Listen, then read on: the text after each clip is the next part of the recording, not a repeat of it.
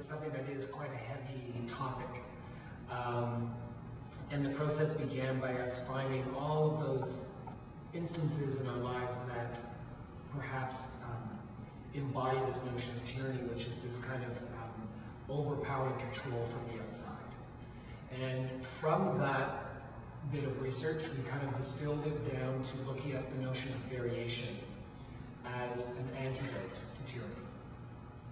So that the ability of having that control, or the notion of being in control from the outside, that one way we can, in our own small way, counter that is through notions of variation.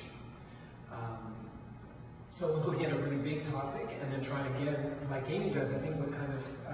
what resonates very much from what Amy talks about is the fact that we're dealing with the human body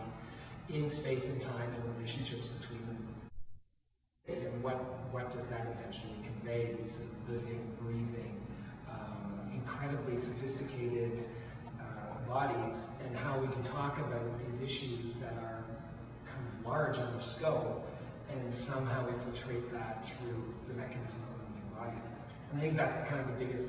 curiosity that I have around this art form, is to look at things that I'm curious about in the world, and then to talk about it through something other than the printed word or text,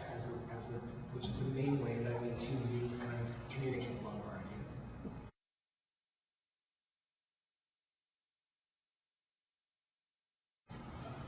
I really believe, and I mean I may be wrong, but I believe that if we make things in a spirit of generosity and openness, with the way that they're performed, and also in a way of engaging with the set of ideas or questions, that there is hope of it being accessible on a bunch of different levels. And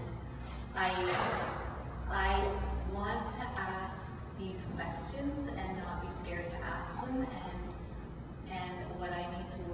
feel I need to work on is how to ask them better, and how to be more true to myself, and therefore hopefully be just work in a real spirit of openness towards